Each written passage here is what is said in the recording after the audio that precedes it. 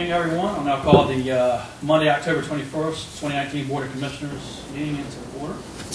And this evening, for the invocation of pledge, we have Reverend David Quift of Moyock United Methodist Church with us. If you'd like to come on up and lead us in the pledge, that would be great. Let us pray. Dear God, you have ordained that government should lead and guide your people. Gathered here tonight are those who have been chosen for that task. Help them to understand that being called servant of the people is a high and holy task. So give them wisdom as they go about their task, as they make decisions that affect others. We pray that they'll realize that the greatest wisdom is a heart open to your counsel. Give them inspiration as they seek to find answers, solve problems, dream dreams. Help them know that in partnership with you, dreams do come true and visions do become a reality. Give them courage so that when they are right, they will stand firm in spite of criticism or resistance. Give them humility so that when they are wrong, they will be willing to change in spite of embarrassment or pride. And give them understanding so that they will know when to be courageous and when to be humble. In the mystery that is you, we pray that your Spirit will fill this room so the decisions made will be made to help make our beautiful county the best that she can be. Lord, sometimes they will get it wrong. Forgive their imperfections. But sometimes, Lord, they will get it right. Help them know the warmth that comes from a job well done.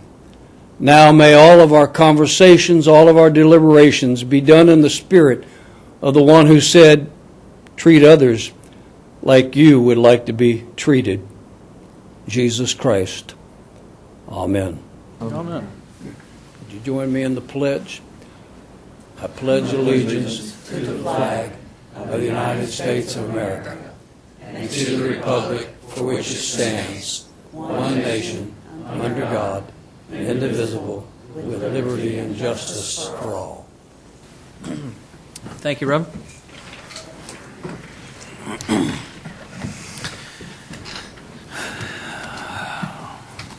All right. Do we have any changes to the agenda this evening? Yes, Mr. Chairman, I'd like to go ahead and add under the consent agenda, item 9, the consideration of approval of stormwater technician job description and revised salary classification chart. Thank you. We have a second? I'll second. Who was first? It's all about the same time. All right. You can have Selena. ladies first. Ladies first. Thank you. All in favor? Aye. Any opposed? Thank you. This evening, for public comment, I only have one person signed up, Ms. Jamie Schwadler. I don't have to remind you, but I will, that we need your name and address and get 3 minutes. Thank you. Thank you. Jamie Schwadler, 301 Fayetteville Street, Parker Poe in Raleigh. I'm here on behalf of Allied Properties for the Windswept Pines rezoning. It's on your agenda item under Old Business, item 8A. It starts on page 97 of your packet. The board closed the public hearing in August and tabled this case until tonight to address some school capacity questions that were raised at that meeting. We believe there are several issues in the new staff report that confuse the nature of the decision somewhat and make several assumptions that we'd like to address. But I'm speaking now during public comment because the hearing was closed and we'd like the opportunity for the hearing to be reopened so that we can offer a new condition that goes directly to the capacity issue that you all have been struggling with so valiantly. And we'd like that to be reopened to include this condition. And I can read it out now, but I'd be happy to elaborate once we have additional time if the hearing were to be reopened. But I want to give you notice of what that condition would be. The proposed condition is, quote, residential development shall be limited to age-restricted, single-family homes and associated amenities. Age-restricted shall mean that the use is limited to ownership or rent by persons 55 years of age or older, except that a spouse, domestic partner, live-in, companion, or nurse may be a permanent resident regardless of age. No person under 18 years of age shall reside in any dwelling unit for a period of time exceeding 90 days. The developer shall record with the applicable Register of Deeds office a declaration of covenants, conditions, and restrictions, providing that this restriction shall last until the earlier of 3 years from the date of zoning approval or when school capacity is determined to be available. Now, these age-restricted communities are used across the country and certainly North Carolina. Here in Currituck, we believe that this condition responds to the school capacity issue that has been raised in recent months here and gives the Commission ample grounds to approve this case, which had a unanimous Planning Board support and no objection at the public hearing, if the Commission is so inclined to reopen the case and allow it when it comes back before you so that we can add that condition. Because we're limited in time, I'm happy to answer further questions about both the enforceability of the condition, the purpose and intent behind it, as well as any capacity concerns we have. But suffice it to say, the capacity issues are warranted. We understand that you all are struggling with them, and the goal of this condition is really to try to relieve that and send this case forward to approval. Thank you. Thank you. I don't have anyone else signed up at the current time for public comment. Would anyone like to speak this evening about any matter? Doesn't matter. Anything that interests you this evening? All right. Thank you. All right. I will close public comment at this time. Next agenda item this evening is the Commissioner's Report, and I usually begin, so I'll do that this evening. This past week, myself and the board met with county staff for a 2-day visiting session. I'm sure some of the other commissioners may comment on this as well. We'll have a press release out on that tomorrow with more in-depth information. I'm not really going to go into that, but I want to let you know that took place with us. And this, like all of our work sessions, is open to the public. And as always, we invite the public to attend and be part of what we do, see how we do it, why we came up with the decisions we did. So if it's something that interests you, just look at the county website. We post it so people know we're having these work sessions. Anytime we meet with more than 4 of us, we have to make public notice. So I just want to let the public know about that. I would like to thank our county manager, Ben, who's running around the room right now. He put this all together for us and brought us together. We haven't done that in my short tenure in the last 2.5 years as a commissioner. And it was a great process to go through, a great exercise for us as commissioners to sit down, work together towards some common goals, understand that, and have a united vision for the county and what it'll look like, at least in our eyes, going forward.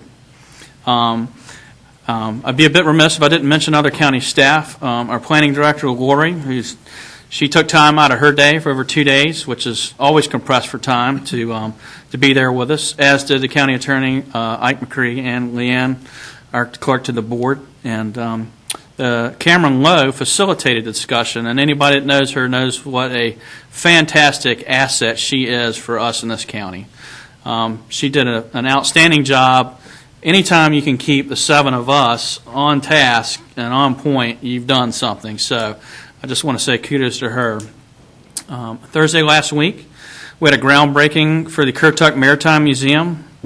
I'm personally a bit of a history, I wouldn't say buff, that's not quite it, but I just enjoy history. Everywhere I go with my family on vacation, we always try and find something historical to do and maybe impart some of that joy to my son and make him understand his world a little bit better as a young man and growing into an adult.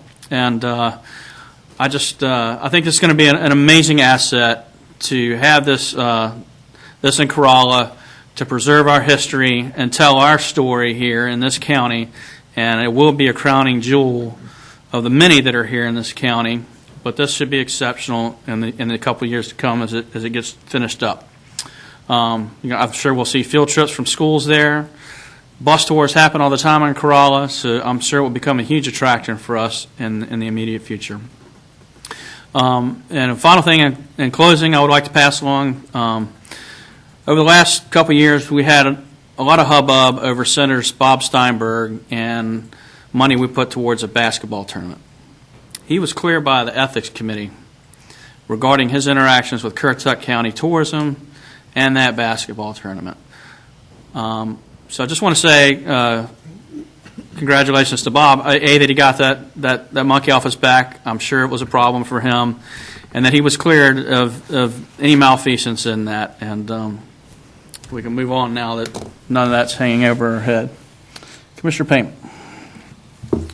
Thank you, Mr. Chairman. Again, just kind of reiterate then the events that we did this past week, and it was very informative on the training, and it was able to have the commissioners, as we sat there, discuss our different areas in the county, different feedback from citizens on their visions on different areas of the county, and how we can work toward getting those goals and achievements done. So I really appreciate all the commissioners' involvement and staff to work towards that. Again, the fire departments, just keep them in your thoughts and prayers. They need volunteers. We've had a lot of fires. Everybody remembers the Cotton Gin. Lower Currituck, and as far as other parts, has just had a lot of structure fires this year. They need all support from the citizens, and anybody who wants to volunteer, please contact your local fire department. And lastly, remember the Currituck Heritage Festival is coming up. A piece of that is a barbecue cook-off. Currituck Kids is going to benefit from some of those proceeds. So if you're interested, they're still looking for participants to enter the barbecue tasting contest. You can contact tourism and contact Tamara Kugel to get more information about that. And that's it. Thank you. Thank you. Mr. Etheridge? Thank you, Mr. Chairman and Vice Chairman. I won't add anything to what they said. They covered it real well. The only thing I will add is don't forget Operation Santa Claus. The Social Service Department is taking applications now until the 22nd of November. And make sure if you're a citizen that if you need help, give them a call. And if you'd like to help other people, please give a donation. Thank you. Thank you. Mr. Beaumont. Good evening. Had the benefit of attending the ARPO, which is the Division I Regional Transportation meeting. It was accompanied by Commissioner Jarvis and our county manager. And just an update on some of the projects that affect Currituck County. The bridge is still tracking. We still have the lawsuit to get through, but that's still moving along. Still approved as projects is the 158 widening from basically the Camden line. The project actually includes all of Camden out to 158. And then finally, the project that included the installation of drainage on Benito is approved by North Carolina DOT, but all projects that DOT has had pending, DOT has had pending is in jeopardy or is on hold pending funding due to some lawsuits that the Department of Transportation was under. And I'd love to talk to anybody that's interested offline, but it's quite a lengthy explanation, and that's relative to the MAP Act, which was declared unconstitutional and has impacted transportation projects throughout the state. And that's all I have. Thank you, sir. Commissioner Jarvis, I'm going to mix it up a little bit tonight. Oh, okay. As Commissioner Beaumont mentioned, I did attend the Division I of the ARPO meeting. I learned a lot, and they did supply each of the three of us with a map, not only of Currituck County projects, but all the projects in the region, some of which will have an impact here.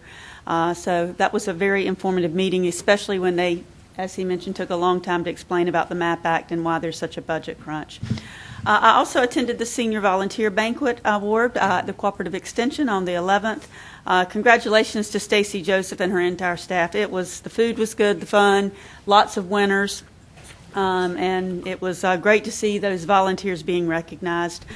And finally, I had the pleasure of being one of the judges, a little bit of stress at Bark in the Park on Saturday. It was a beautiful day, lots of dogs in crazy categories like best smile, curliest tail, longest ears.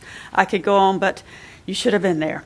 And just say congratulations to Ginger Syke and all the people who are part of the Animal Lovers Assistance League. This is the 13th time they've put this event on, and it was a great time. So thank you. Awesome. Thank you. Mr. Etheridge. just follow up on what everybody said about the visioning session last week. I've been on this board 17 years, and that was something that was unusual to have that type of session. It laid out, I think, an opportunity for us to interact together with staff and look at things in the future. So often I hear we're reactive, but I think this was a very proactive position to take, and I look forward to seeing these plans to come to fruition as we go forward in the coming years. Over the weekend, I attended the music festival at Kerala, and I like to talk to people that I don't know and just hear what they have to say. And I can tell you that people that come to Currituck County and visit with us are so impressed about the things that we do as a county in terms of providing accommodations and just the natural beauty of the county that's been preserved. And by and large, most every one of them said, I wish my home county or my hometown did something similar to what y'all are doing in Currituck. And that makes you feel like you're doing at least something right. Thank you. Thank you. Commissioner McCord. I'll briefly hit on the 2-day work session. It was long, but it was a very good, well done by Cameron Lowe and her staff, as well as the county staff. I didn't get to attend the Maritime Museum groundbreaking ceremony. I had the privilege of working 4 days in a row on patrol because I had to go to the work session. But I won't miss the ribbon cutting, I can tell you that one. The Cotton Gin, condolences to the Wrights. They're such good people that have done so much in this community forever. That was a horrible thing, as Commissioner Payment touched on. And I'd like to give kudos to the volunteer staff, the paid staff, the various agencies, the Highway Patrol, the Sheriff's Department, the first responders, the dispatch, the phone calls that they were getting of us having to redirect traffic. I was actually off and got paged out, so it was a long day for the firemen. I have a lot of respect for all that they do in the county. I got a firsthand front row seat of the water shuttling program. It was amazing how quick they were and how hard those guys worked.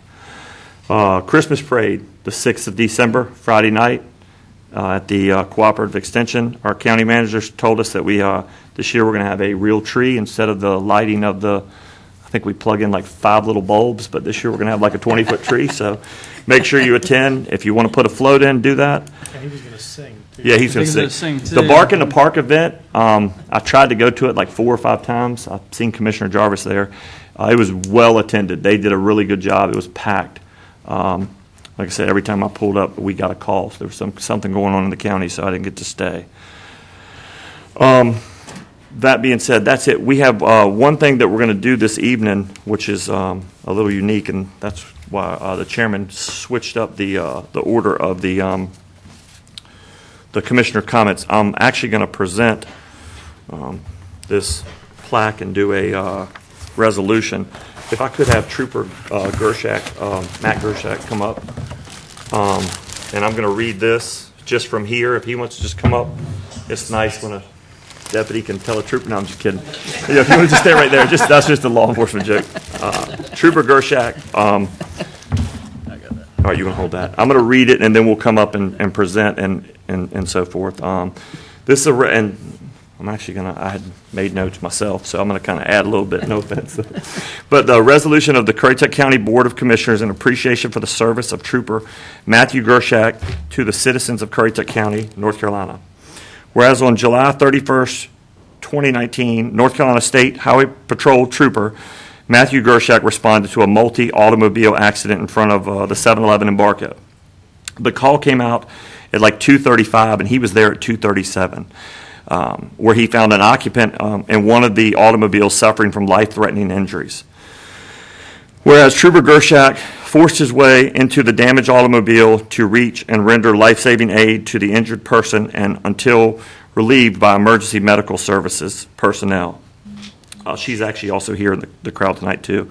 Trooper Gershak's immediate and selfless act rendering life-saving aid to another is a credit to him and to the tradition of the North Carolina State Highway Patrol, for which the traveling public is grateful. Now therefore be it resolved by the Currituck County Board of Commissioners that on behalf of the citizens of Currituck County, the Board of Commissioners acknowledge the life-saving action of Trooper Matthew Gershak and extends its appreciation for his dedicated public service. Adopted the 21st of October 2019. And at this time, before we This present is a that, resolution, so This is a- we need a second. we need a second. Second. Okay. All in favor?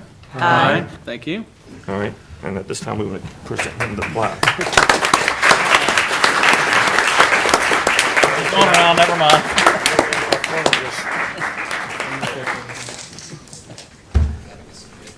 All right. Yeah, now you got to do a speech. Like I said, he was I wasn't physically there, but when the call came out, you could hear in his voice, it was bad. And kudos, he was all over it. And the family, I knew the family, and I mean, they were here in the crowd. Like, they called my phone, and I was like, I was just directing traffic. I literally stopped traffic. He was doing all the work. Good job. Kevin. Kevin, bring your family up. Get a picture there?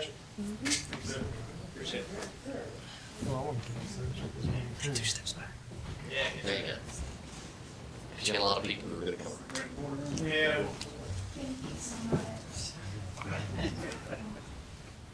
Anybody else? Sir, not here. Hang out with important people.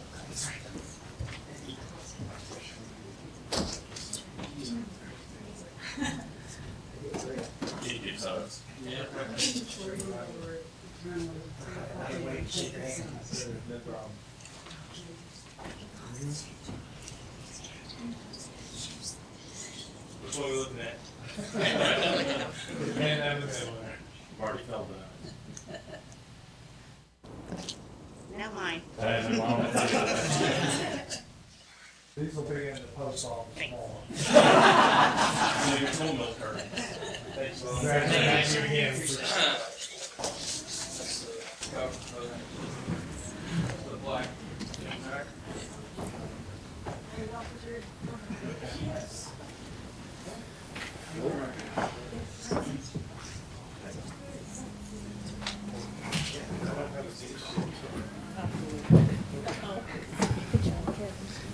Yes.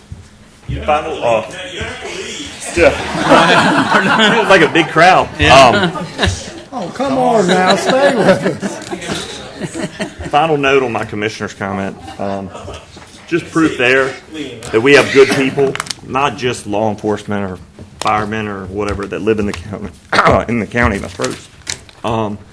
And yeah, despite what you read on social media, what's that old saying is if you can't say something nice, don't say nothing at all. Some people need to probably practice that policy on the social media pages. That's it for me for the night. And elsewhere. All right. Thank you, Yep. sir. All right.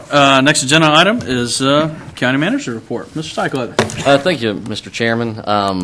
Start off by offering my appreciation to all the board members for attending the strategic planning session we had last week. I know it's asking a lot for each of you to dedicate 2 full days to that. I think it'll pay real dividends. I'm excited to see what comes out of it. So like I said, just thank you from the bottom of my heart for participating in that. I've got a press release I'm going to read, actually, from the Government Finance Officers Association. The Certificate of Achievement for Excellence in Financial Reporting has been awarded to the County of Currituck by Government Finance Officers Association of the United States and Canada for its comprehensive annual financial report. The Certificate of Achievement is the highest form of recognition in the area of governmental accounting and financial reporting, and its attainments represents a significant accomplishment by government and its management. An award of financial reporting achievement has been awarded to the individual or department designated by the government as primarily responsible for preparing the award-winning, and it's called a CAFR.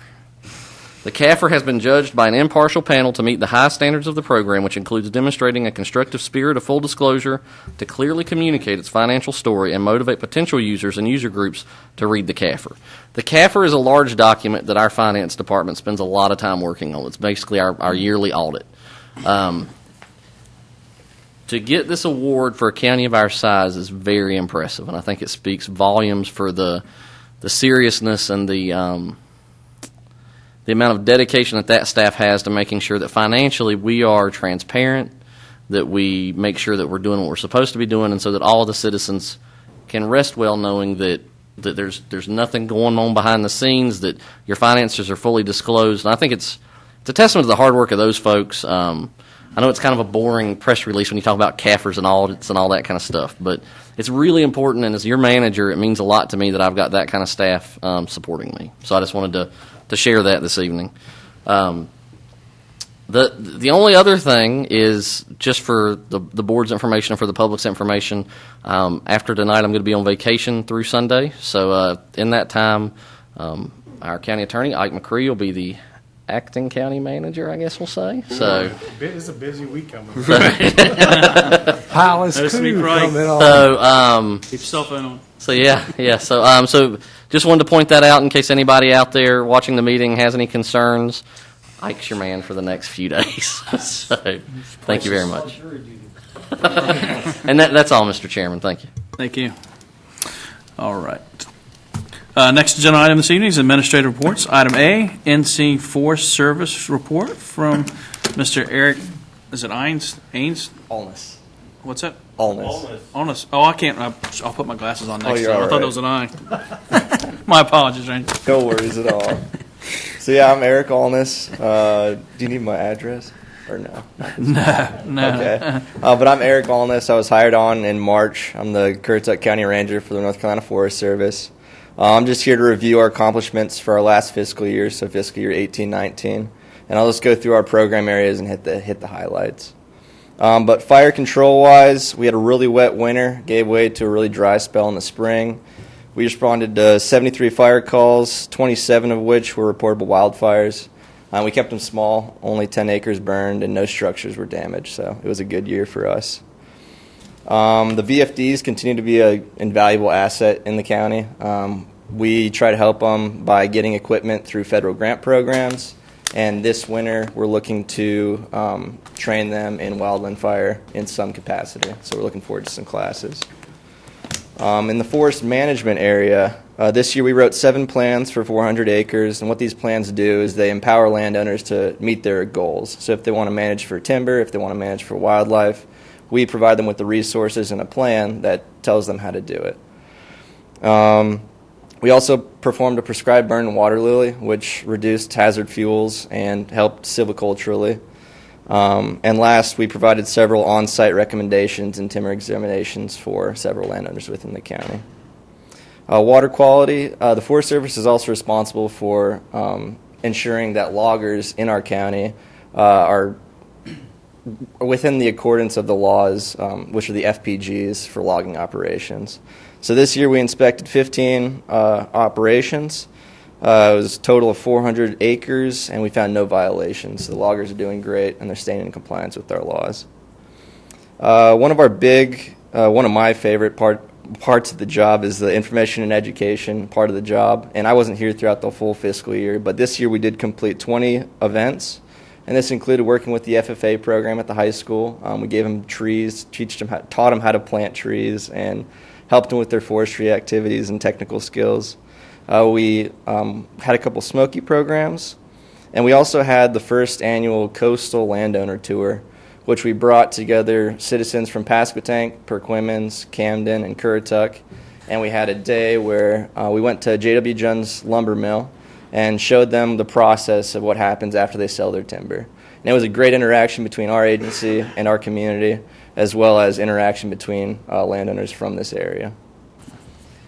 Our last program area is Urban Assists and Pest Control. Now, we provided assistance to 11 landowners this year in regard to yard tree advice or insects and disease control. And we continuously monitor for pests and disease in Currituck County. So this year we did a couple flights, and we did some ground surveillance of insect and disease activity. There's nothing significant to report this year, which is great. The last topic, the Assistant County Ranger, Aaron Bishop, he recently took a job transfer to Camden County, so we're excited for him to grow in his career in Camden. But we are currently in the market for a new Assistant County Ranger, so that's flown on our website right now, and we're looking forward to fill that position with someone great. But I look forward to another great year in Currituck. I look forward to having a full year here and augmenting some of our programs.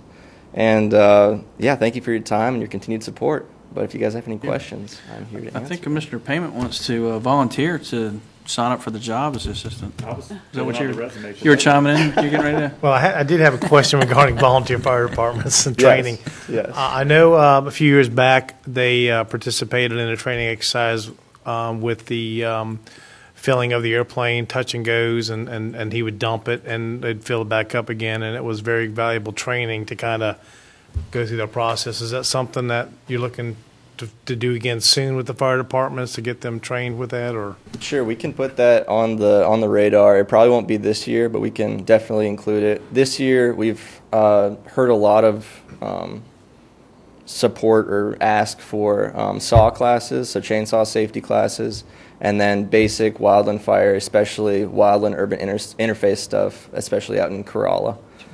So we're looking forward to those classes right now, but we can definitely incorporate that if that's an interest in the future. Yeah, I just remembered it had a lot of turnout last time, and it was very interesting how you go through that process and how you got it prepared. And I know training is always valuable, and I'm sure they'd like that again if it was offered. So I just wanted to throw that out there. So, Absolutely. But thank you for everything you've done and the programs and all that.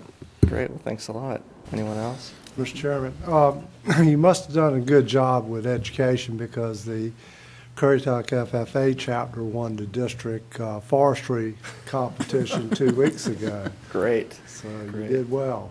Awesome. Yeah, it was fun to work with the kids and see the interest in forestry, so we were happy to do it. And one other thing, is there a need for the prescribed burns program to be expanded, or are we in good shape in terms countywide?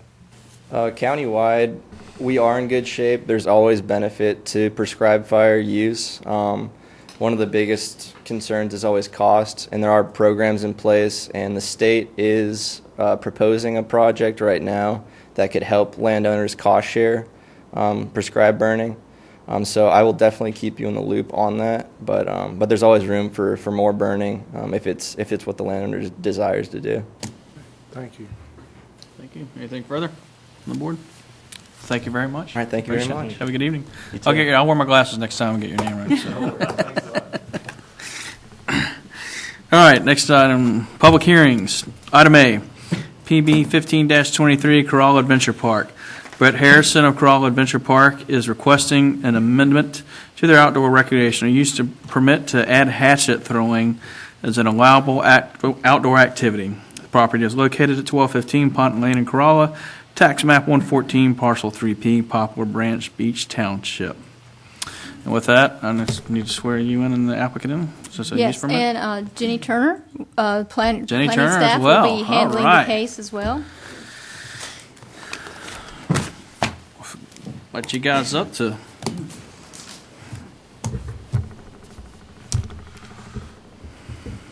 Do the left hand on the Bible and the right hand in the air. Do you all solemnly swear to tell the whole truth and nothing but the truth, so help you God? I do. All right, thank you.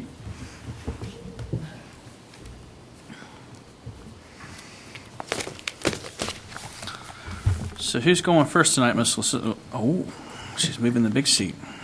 Nice. Good evening. Good evening. How are you? Thank you, Mr. Chairman. I'm doing well. How are you guys? All right. Good. So before you this evening is an application to amend an existing use permit. The Unified Development Ordinance requires board approval of a use permit for uses classified as outdoor recreation within plan unit developments. Brett Harrison of Kerala Adventure Park is requesting an amended use permit to add hatchet throwing as a permitted use at the existing aerial adventure park. The property is located at 1215 Ponton Lane within the Villages at Ocean Hill Plan Unit Development.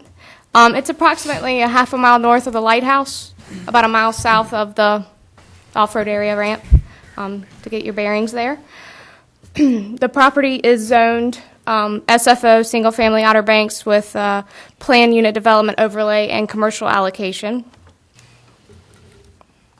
In February 2016, the board approved a use permit for an aerial adventure park, and construction of the park was completed in September of 2016.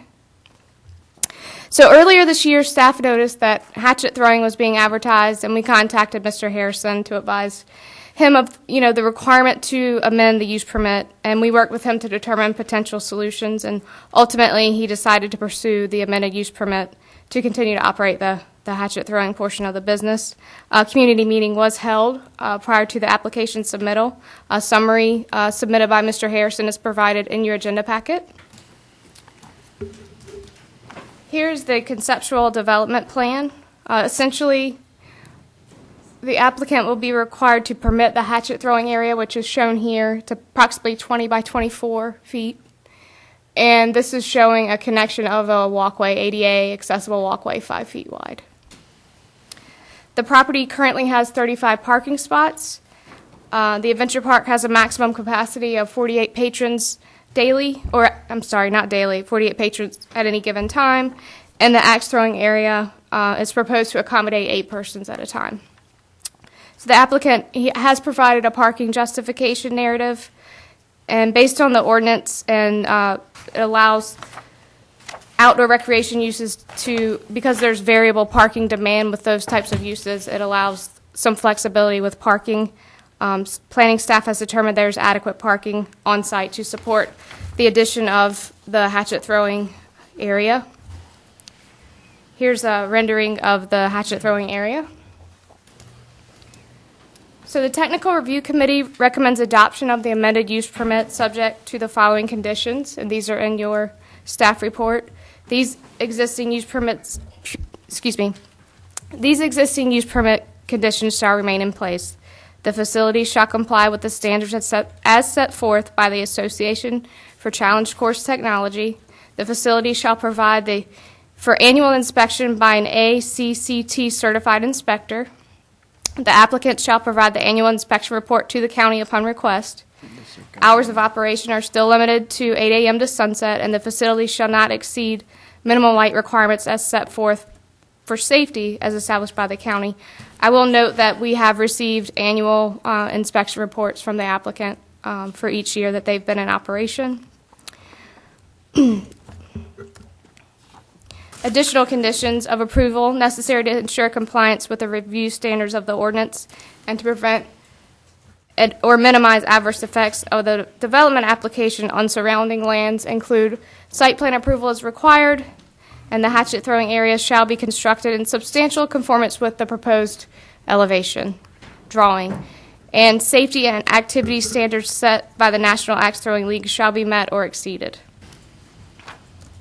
A use permit shall be approved on a finding the applicant demonstrates the proposed use will meet the following findings: that it will not endanger the public health or safety, will not injure the value of adjoining or abutting lands, and will be in harmony with the area in which it's located. It will be in conformity with the land use plan or other officially adopted plans, and it will not exceed the county's ability to provide adequate public facilities. Typically, staff takes responsibility for those last 2 findings. The first of those being that the use will be in conformity with the land use plan or other officially adopted plan. The 2006 land use plan classifies the site as full service within the Corolla sub-area. And the proposed use is in keeping with policies of the land use plan, including economic development policies 1 and 4, 1 being new and expanding industries and businesses should be especially encouraged that diversify the local economy, train and utilize a more highly skilled labor force, and are compatible with the environmental quality and natural amenity-based economy of Currituck County. And economic development policy 4, in addition to the recruitment and expansion of major new industries, the considerable value of small business startups, expansions, and spinoffs shall also be recognized. And then we also feel it is in keeping with the policy, special policies applicable to the Outer Banks, OB2, so as to minimize commercial strip development and maximize traffic moving capability of NC12. Currituck County shall encourage commercial development to cluster at appropriate locations rather than dispersing along NC12. The second required finding that staff takes responsibility for is that the use will not exceed the county's ability to provide adequate public facilities, including but not limited to schools, fire and rescue, law enforcement, and other county facilities. And the preliminary staff findings are that adequate public facilities are available, and the use should have no impact on public facilities. And at this time, I can answer any questions that you have concerning the amended use permit application. Yes, the only question I have, I was actually doing some work around an activity of axe throwing, and I was, and I know it's addressed here, but I was really surprised at how shocked, how loud the thudding was when the axe hit the target. And I guess this is far enough away that's not going to cause any concerns to the neighborhood or anything, but I saw it said it didn't address it there. But I was just amazed at how loud when that axe hits that backboard, how loud that thud was. It scared it made me jump. So, but I guess you said it doesn't need any barriers or anything, but it's far enough away that's not going to interfere with the housings. It is actually, I could go back to Looking the at the map up here. there, I didn't see anything. The closest houses, I believe, are here. The proposed axe throwing area is somewhere in this area. Okay. That's well away. And okay, Mr. Harrison might be able to speak to the actual sound that.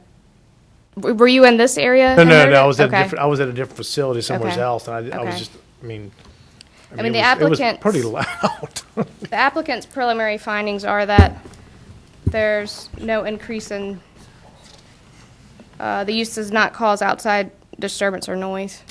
I was reading that there. I was just looking at the clock. That was the only concern I had. Were you in a closed space, like at a restaurant or No, something? this was in the wide open area. It was? It was a Okay. wide open area, and it was. You said you found them because they were advertising. Had they begun throwing hatchets Yes. already? Mm-hmm. So, did they have the facility in place that they was pictured here tonight? Yes, they do. Okay, so it's already on Mhm. site. Mhm. I haven't been back there Yep. this year, so. Okay. All right, well, the rest of it I've got, I guess, is for the applicant. Anything further from the board for Ms. Turner? No? Okay. Thank you very much. At this time, I'll invite the applicant up. And if you'd like to, just tell us a little bit about your project. You've heard maybe a couple questions from us at this time, and explain to us better what you're doing. For sure, and thanks for hearing us tonight, and thanks to Ms. Turner for all her help in helping us navigate this process. I'll probably address the two things that were mentioned already. One, the sound. If you're right there, it is loud, but I've been around, because we're on about a 2-acre plat, and that sound dissipates rapidly. And if you're any distance really from it, you don't hear it. And actually, at the community meeting that we held, one of the residents who lives really close by came by and actually mentioned that she's enjoyed having it there and has not had any sound issues whatsoever. Especially the location of it is right next to that septic spray field, so it's as far away from any residential stuff as possible and angled in such a way that it doesn't, minimize impact. Because we're definitely sensitive to wanting to be good neighbors with our community there and integrate as well as possible. And we're not trying to ruffle any feathers, so to speak. And as far as that it was there, and that was my mistake that I accept responsibility for. I sort of made an assumption. They say never assume. I made the assumption that our use permit was okay with what it is, and the structure is so minimal. It's really just some fencing with a backstop and some baseball netting. It's kind of rudimentary. It protects and contains. It's effective at that, but it's very little of a structure. So I was like, this is probably okay. And then I learned why, the appropriate reasons why it wasn't, and we need to go through this process. And so Ms. Turner's been really helpful in helping us to navigate that process. So your lanes, if you will, for throwing hatches, what separates each lane? Is it just a rope netting? Is it a metal netting? It's metal fencing. It's metal fencing, It like a chain link extends the fence? full distance back to the thrower. Okay. So there's no interconnection between any two people that would be throwing. And it's got the netting is a baseball netting that goes over the top, and that's just to prevent any sort of stray thing that may go up, right? Because we were trying to think of every angle on it, and then it's just dirt, wood chip flooring. One issue I'll bring up there's a lot of these indoor ones. I've visited them. Some people have commented there's been videos where they've seen the hatchets bounce, and that's because they're doing this in an indoor facility with a concrete floor with rubber matting to protect everything. And that causes a ricochet effect. That's the great part of it being outside. A more natural setting for it anyway, but that way anything that hits the ground stays on the ground. Because obviously our patron safety is of utmost concern, because if we don't have that safety, we don't have a business, and not to mention, just living with that. So Okay. What about storage of the so during the day, it kind of goes with, I guess you have a range master, if you will, someone out there all the time, obviously. It's 100% supervised. Nothing is left out there. So if it's not in use, those things are coming into a secure location, and then we bring them out with a group. The range master or the trained person goes out there, does an orientation with the guests, stays with them, supervises them as a small group the entire time. Okay. So we try and adopt the most conservative practices with that, and follow. National Axe Throwing League defines a lot of specifications for things. We go by all the most conservative specifications for that. Thank you. And there was two, I think I was supposed to address the two other findings of fact. One would be detriment to surrounding property value or potential impact. I think with it being such a minimal structure and the sound not traveling, I really didn't find any detriment to that. And the other would be the public safety, which I think we sort of addressed through the conversation. So, thank you. How many? We do. That was hard. There's no specific guidelines, so that's facility to facility. We set it at 12, but you can only, if you're under 18, you can only do it if you're with a parent. And again, that's under direct supervision, and there's zero tolerance for any behavior that would be deemed unsafe, inappropriate. It's just you forfeit a time, you're done. So. How many lanes do you have currently? It's 4 lanes. It's kind of like 2, they call them pits, like Gotcha. in pairs, yep. So it's kind of designed for 2 groups of people. It's pretty small. It's, not one of these like a larger facility.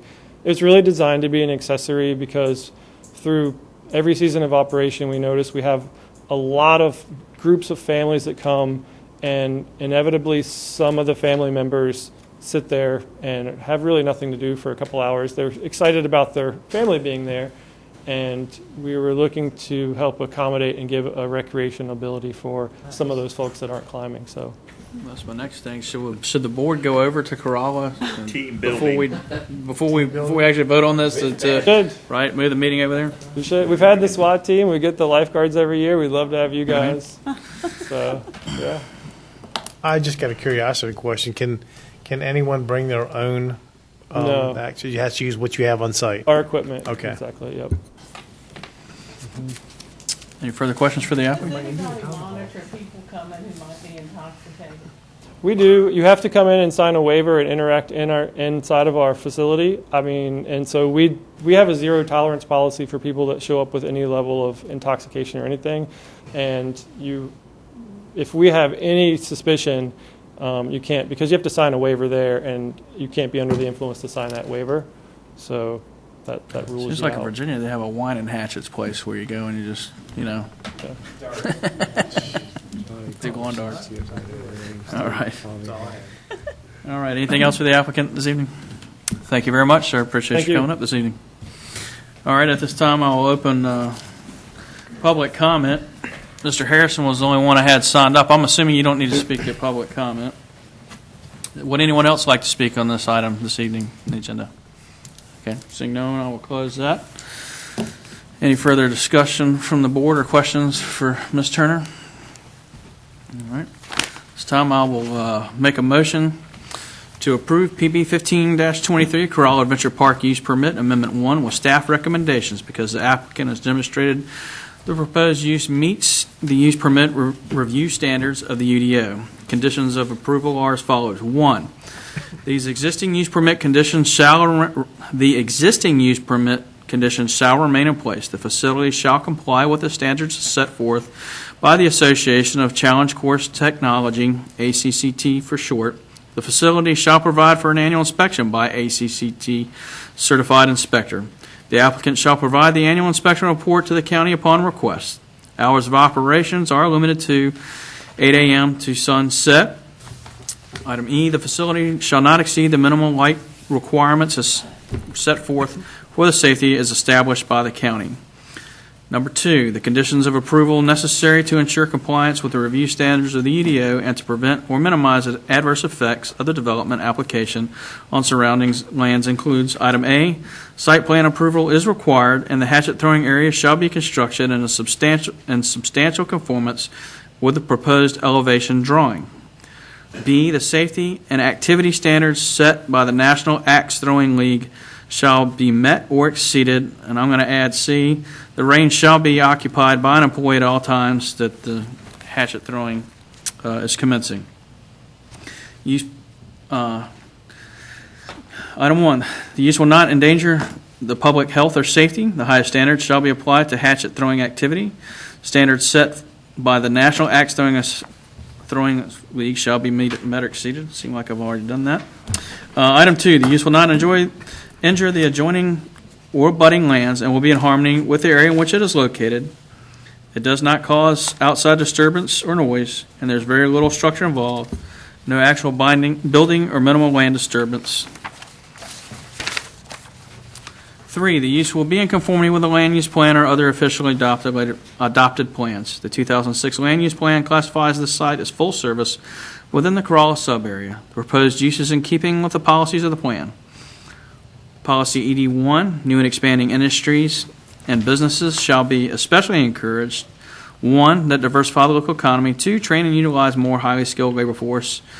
And 3, are compatible with the environmental quality and natural amenity-based economy of Currituck County. Policy ED4, in addition to the recruitment and expansion of major new industries, the considerable value of small business startups, expansion, and spin-offs shall also be recognized. Policy OB2, so as to minimize commercial strip development and maximize the traffic moving capability of NC-12, Currituck County shall encourage commercial development to cluster at appropriate locations rather than dispersing along NC-12. And 4, the use will not exceed the county's ability to provide adequate public facilities. Proposed use will have no impact on public facilities. Second. All in favor? Aye. Any opposed? Hearing none, it carries unanimously. Thank you for coming in, and good luck.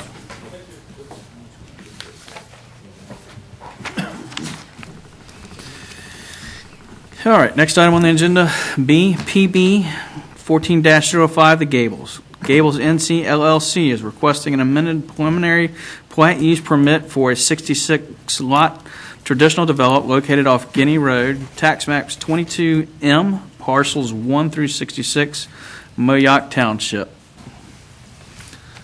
With that, we have Ms. Donna up this evening. Welcome back.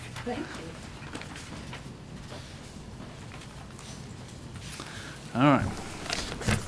Go for it. What do you got for us? Oh, we do. It says a use. It is a use permit. Okay. Thank you. Keep me straight. Anybody that's going to participate, come on up to the podium.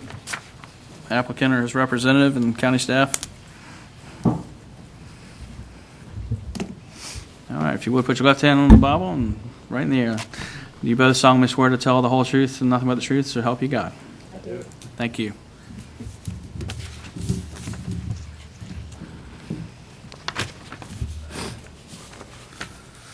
All right. Thank you, Mr. Chairman. The applicant, the Gables of North Carolina LLC, has made an application to amend the preliminary plat and use permit for the 66-lot residential subdivision. It's located in Moyock Township. Specifically, this request before you tonight is to modify the layout of the cluster mailbox unit facility, or what they term CBU, and the farmland buffer requirements. The property is located off of Guinea Road and Thane Drive, which is located again in Moyock Township. It is an existing 66-lot subdivision that is recorded and lots are available for sale. The property to the north of this, shown here, is where the farmland buffer would be installed and located along this western boundary line, this portion of the development. The property is currently zoned conditional SFM and was approved by the board in 2013. The property to the north is zoned agricultural and SFM, predominantly farmland and woodland. The property to the west is zoned SFM and contains some low-density residential development and farmland. Also to the west are some areas of low-density residential, and zoned agricultural. To the south are areas identified as agricultural and SFM, low-density residential. And there's some existing residential development, which is Holly Ridge subdivision to the east.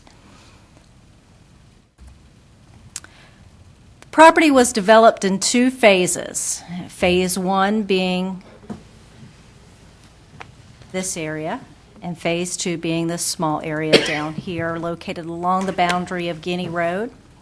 They were recorded at the same time, on the same day. They elected to record them both at the same time. The development history of this project, as I mentioned, involves a conditional zoning application that was approved in 2013. It established the uses, the farmland buffer, and the additional screening requirements at the entrance, the main entrance being located off of Guinea Road, and some additional landscaping bordering the residential properties that were existing as well in this area. The applicant agreed to those conditions, and the project proceeded on for subdivision. The preliminary plat was presented to the Board of Commissioners in 2014 and ultimately was approved and recorded, final plat being recorded this year in April 2019. Since then, some of the lots have transferred to new landowners, and including a majority of the property to a new developer. The consent of those landowners have filed this application to amend and modify the farmland buffer and the CBU layout. The farmland buffer on the approved plan required 15 caliper inches of canopy trees per 100 linear feet of buffer length. Now, those can be in combination of various trees, but the minimum planting height for those trees, or the minimum caliper inches, is either 2 caliper inches per tree or 8 feet in height. That's what was on the approved plan. That was in effect at the time the plan was recorded. Again, that area that's requested for modification includes the farmland buffer located northern boundary of the western portion of Phase 1 and northern boundary also in Phase 1 where it adjoins the farmland buffer. In 2015, the Board of Commissioners approved a text amendment that actually modified that farmland buffer requirement and changed it to what the applicant's proposing as the request. And what that request does is instead of going from a caliper inch requirement, it's a tree number. So they only have to plant 14 trees per 100 linear foot of buffer length. It's a mixture of hardwoods and 50% evergreens. So it went from a canopy tree to a hardwood evergreen mixture with no minimum plant height. So they can put a little They can. seedling. They can. That's the farmland buffer request before you. The CBU, the cluster mailbox unit, Didn't you say that it was already approved? yes, Yes. this is approved and recorded. So now they want to come in and put saplings in, I guess. I don't. When you record the final plat, it's not required that you have the installed landscaping buffer in at the time of recordation. You can post a performance guarantee that would guarantee the completion of that landscaping post-development. They have 2 years to put it in, and they're identifying that as an item that they'd like to modify. It's about 3,000 foot of buffer length. So collectively, this boundary, and this portion collectively is about 3,000 feet. The CBU modification includes the cluster mailbox unit area. They had a turn-in with parking spaces in the unit here. This is actually from the approved plan that's recorded. And what they want to do is go to a pull-off along the shoulder that meets NCDOT standards. And what DOT requires, if they were to assume maintenance of this road, or if this were a state-maintained road, they require the minimum width of that pull-off to be 7 feet. Each space is 25 feet in length. They have 66 lots, and they need one space. They need 3 total spaces for the 66 lots in here. It's 1 for every 20 lots. And then you have your taper at each end. Where's the pull-off, where's that located at in the subdivision? So right here. Fun. So it's well off of Guinea Road and Thane and all that stuff, correct? It's required that the unit itself be 100 feet from an intersection. Just right in there. Okay. Oh, there it Again, is. this is what's approved. If it's 1 per 20, is it rounded down? I mean, you have to get to 80, We don't. So then why isn't it 3 or 4? It is 3. Why isn't it 4? 6 people have P.O. boxes. Perfect. But they might not always. So the way it was originally recorded gave a lot more parking areas for more individuals to pull in. It did. It actually got the traffic off of the road. Right. A lot more safe. Well, it seems to me to make more sense. Person number 4 It can't get their mail. can't get their mail. Well, they can't, they want to park to the left. They have to At wait. 5 o'clock when everybody's And showing up. that's one of the the. concerns we have as staff, is we don't have a regulation in our ordinance. And these cluster mailbox units are going in. This is not these the first time. This is not the first time. Most of them Talked about it are on coming Miller's in project. with pull-offs. Some of them, and DOT, this information from DOT is not a requirement, it's a guidance document. But this was only presented to the Already to the approved. meeting and approved and all that stuff like this. The original. The image to the left is Yes. what was Pull approved in. and recorded on the actual document. Oh, yeah. But since we don't have a regulation that addresses the yeah, CBUs, you probably should do that. their location, required parking, we Mm-hmm. have to rely on the Department of Insurance and NCDOT for guidance.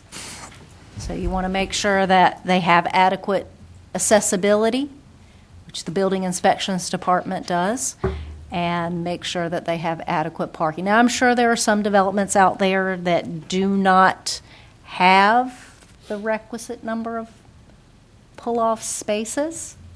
And as I mentioned, it is NCDOT's guidance documents, and as we are moving forward with these projects and this new requirement, I say new, it's, What needs to be addressed? yeah. Okay. It's a You pit have, stop. it's, yeah. Pull and get your tires changed. Get While your- you're on the phone with your car door open. Bam. Thinking Smoking a Bandit. So those are the 2 amendments that are being requested before you tonight. So you have the farmland buffer modification and the CBU modification.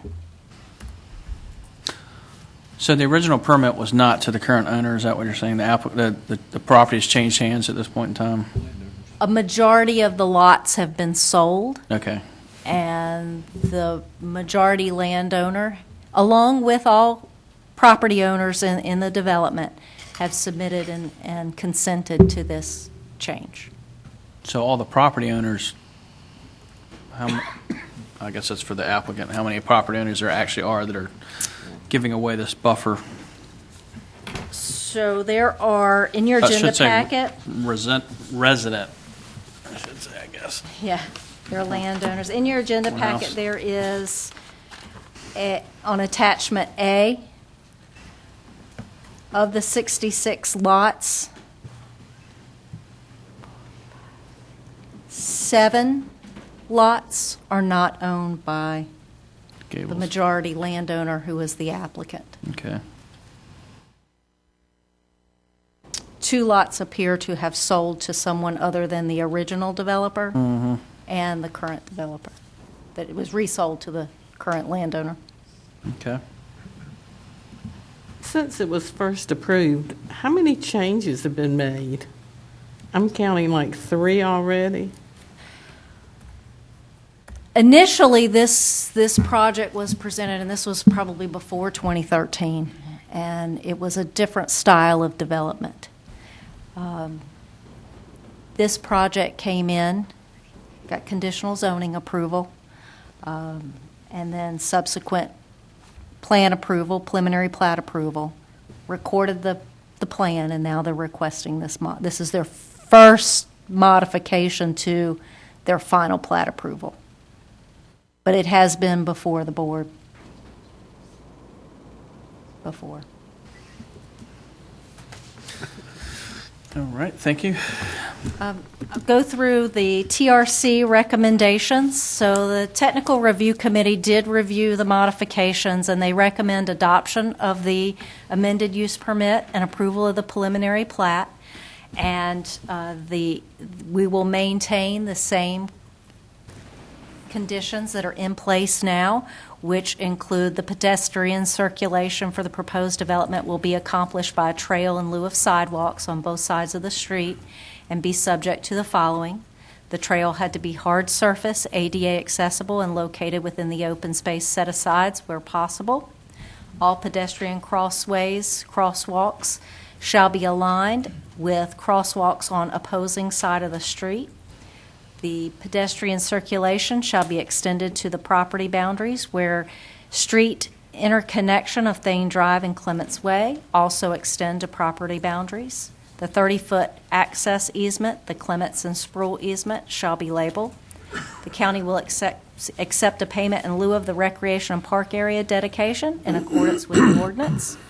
And we've added a new condition to address the farmland buffer to say that it will meet the requirements of Section 5.11 as amended. So as a quasi-judicial decision that the board has to make, there are use permit review standards that both the applicant will need to demonstrate that they are meeting, and the county addresses two of those. Two that are the applicant's responsibility, as the use will not endanger the public health or safety. The use will not injure the value of adjoining or abutting lands and will be in harmony with the area in which it is located. The use will be in conformity with the land use plan or other officially adopted plans. That's a staff one that we will present evidence on. And the use will not exceed the county's ability to provide adequate public facilities. The 2006 land use plan identifies this property as full service in the Moyock sub-area. And as such, the existing development for that full service area provides for residential base density of 2 units per acre. And the Moyock small area plan, excuse me, as I go too far back. The Moyock small area plan identifies this as a limited service area with residential densities between 1 and 1.5 units per acre.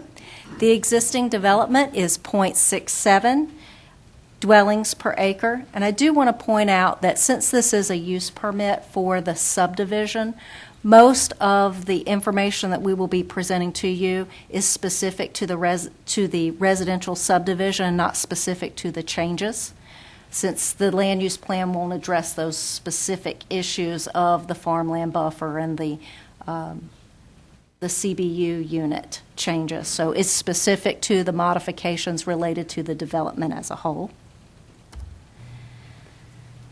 The land use plan policy statements in the 2006 document identified to be in keeping with the policies include policy HN1, which the county shall encourage development to occur at densities appropriate for the location, so they are within the Moyock small area plan density allocation and the land use plan density allocations. The county shall encourage 2 forms of residential development, each with the objective of avoiding traditional suburban sprawl, 1, open space developments, and 2, compact mixed-use developments or developments near a mixture of uses.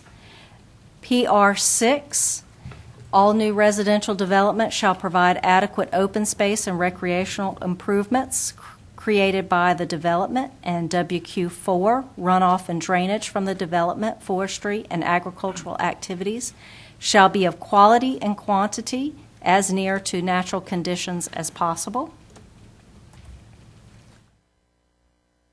The second item that the county is responsible for is that the use will not exceed the county's ability to provide adequate public facilities. As mentioned, this subdivision is a recorded subdivision containing 66 lots that was approved by the board on June 2nd, 2014. The preliminary plat was adopted, and the use permit was approved. The Gable subdivision contains 66 residential lots and was recorded April 25th, 2019.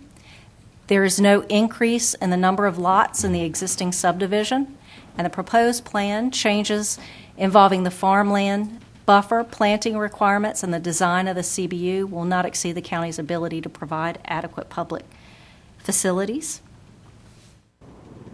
And that concludes my presentation, and I'll be happy to answer any questions you may have.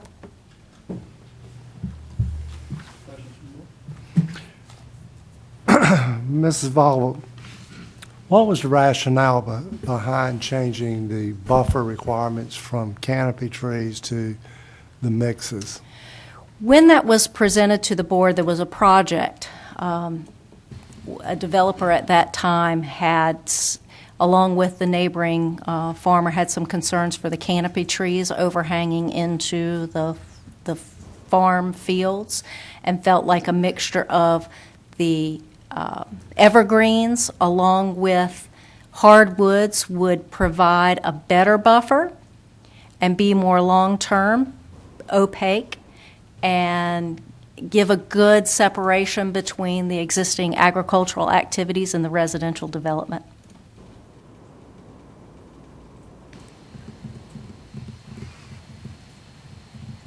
Do you recall how they got away from the size requirements, though, that they can just put a sapling in? Was a yeah, it was just presented that way. I would assume that they thought that it would be less likely that they would go into shock. And it is along a perimeter that may not get maintained. Mm-hmm. Typically, those farmland buffers are along the outer perimeter of a development, and once they're put in, they're not watered because it's a lot of trees, and they may not get great attention like they would along a street.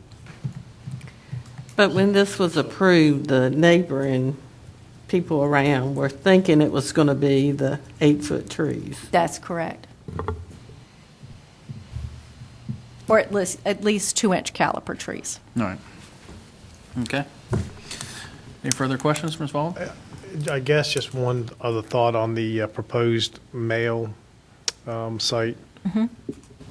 That's only going to give the ability, you said, for 3 vehicles plus the mail delivery truck, or the mail delivery truck would be one of those when they're there? It could be one of those. They'd have to pull off somewhere and just, okay, the total of 3 safely. Yeah, I don't know if and typically they're located on the right-hand side of the road. I guess maybe if it's full, you would come back. Just one time.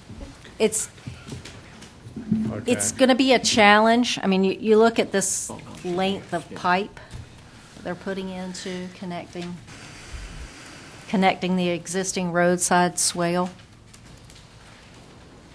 Okay. It is in a curve.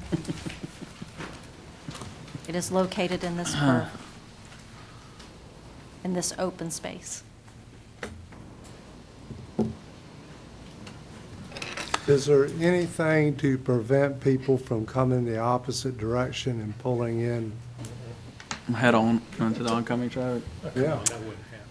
Turns into a sporting event. Oh, okay. And that's when the axe throwing. Having a parking area where you can access the CBU, at least on the surface, appears to be a much safer situation than having it as a pull-off, and it only being 7 feet wide. But again, we don't have a regulation that requires a minimum. Okay. Thank you. All right. Anything further? All right, at this time, I'll invite Mr. Bissell up. Sure he has a different viewpoint, otherwise we wouldn't have seen this application. Chairman. Well, I was going to thank staff for making this one first, because I thought it was going to be an easy one. All right, they never are. First, the farm buffer, and we did have the community meeting, and a number of people did show up from the adjoining subdivision, and nobody had any objection to the buffer change. And, the main reason is, for the last 4 years since the change was done in 2015, subdivisions have only had to comply with this new standard. And so they're really asking to be put on a level playing field with the subdivisions that have been approved in the past 4 years, rather than going back to what was in effect 5 or 6 years ago with the Wouldn't they be on a For the level 2-inch playing field caliber. with the previous subdivisions? At the time? At the time? Just throwing that out as a converse side of that. well, back when, yeah, there really wasn't much going on back when this was Right. originally approved. This is true.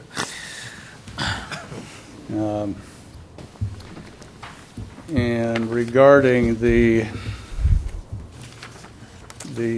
pull-off design, this has been used on a number of subdivisions around, and it appears to be working on existing subdivisions.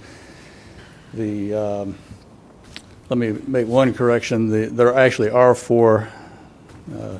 It's a full 100-foot of full width stacking on there, plus the tapers. So it actually is 4 25-foot spaces plus the tapers. And if you look side by side, one of the concerns is that you pull in and cars are pulling in and they're backing out of that original design. And in some ways, we really think the new design is a safer way to go, because you're just pulling off the side of the road and then you're continuing on, as opposed to pulling off the road, pulling in, backing out when somebody else is trying to come in, and then turning back onto the road. We've accommodated about the same number of vehicles. Mr. Bissell, let me ask you this. So, in a new proposal, is there room to widen the pull-off lane and maybe curb stop it so you have to pull in? So, to Commissioner Etheridge's point, he was talking about traffic coming out of the neighborhood and pulling in the wrong way. It seems to me if you have a curb and you have to come in when you come in the neighborhood and you have to exit out, then what would be, I guess, the north end, depending on where this is located. So, is there room to do something like that? Width-wise, is that a walking path behind it in the nature? Is that what's It is. just to the southern end of that? That's an existing walking trail that So you pull in. will serve pedestrians as well. So now your proposed use lets you pull off the road, you get out of the car, and you walk across the pedestrian walk path and access the mailbox. I can't really tell from the Yes. picture where the mailbox is going to be Yes, located. that's exactly right. And there are bollards there that keep people from driving up onto the walk path. I'm going to need magnifying glass for that one. Binoculars, yeah. So it would not lend itself to having a curb there or any type of traffic control. So you have to pull in and pull back out. I'm transgress and egress. trying to envision where the curb would be. I can't, so that I can Like at better Southern answer the Shores, where you get to question. hit it right by the Walmart, right there in the middle of the road. So you come in, and you turn in, Right. and a curb picks up, 10, 12 feet in or whatever it is. Somewhere along here. Yeah, Road and the right. turn in. And that helps prevent what Mr. Commissioner Etheridge was talking about, cars coming the opposite way. So you're saying put a partial curb along Uh-huh. along the As a edge of the As a way to further travel delineate way. that travel lane and make traffic do what you want it to do, rather than having people coming in. Okay, but I think it'd be if you have possible to do that, where are the 3 parking spaces? They're further north, I guess, right? You have one here, So you can't come in. remaining ones would be here. So your wouldn't be able pit to pull any crew more is cars slower in. than the 2 in front, or I'm sorry, the pit crew with the lead car is slower than. Well, Okay, so my concern with that is the first car pulls in and stops It next stops to the right mailboxes. next to- right. No one else Right. gets to park. You have to reverse the order of where the So mailbox they'd have to sits. pull up and then back in. Yeah, Parallel parking. Everybody's going to want to try to stop as close as they can to the mailbox. You're right. Never. It is a lot like parallel parking. And let me add that, we haven't just done the 7-foot minimum that DOT requires. It actually is a full-width parallel parking area. What does that mean? That you have a 10-foot width. so A you 10 can put- foot, okay. Yeah. I guess the question, what's wrong with the original design? I mean, people have been pulling in parking lots and backing out for a long time. Read it, right? I mean, what's the original problem with it? The mailbox, you read it right there. The developer just Oh, okay, so there's no problem with it, the developer just wanted to change it. isn't Okay. satisfied with it, yeah. They think this is a better solution. In think your it'll be more opinion, does this make this a better, both things that you're asking for, does it make it a better subdivision? Does it improve, how does it improve it? To me, it makes it more convenient to just stop, pull in, get out, get my mail, and get back in. But what do you do with the individual, and all of us have done it, I'm sure, that's Mm-hmm. got a mailbox like that, sit there and read the mail before you pull off. And you got 3 behind you waiting to come in. Your When it's pit worn crew down is right. slower than the ones behind you.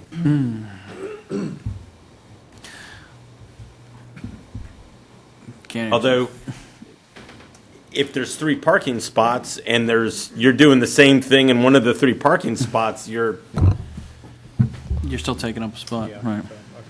There's no way to bypass anybody sitting there. I guess, either way, if you've got the spaces taken, you could potentially have people backed up along the travelway waiting to get in. But either way, they do have a standard now that does suggest And this is the parking space easiest thing for every we can 20 do. lots, and that's been met in either Very case. exciting.